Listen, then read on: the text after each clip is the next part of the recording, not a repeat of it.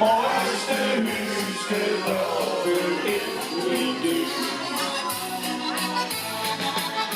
Dat huis is gebouwd in de 40 jaren. Dat wordt nog een volle tijd zullen horen. Maar ik niet gedacht en al is het morgen. Zie ik het van binnen weer ergens terug. Als ik op de zolder sta, zie ik niet alles is. Stijg wat ik ben.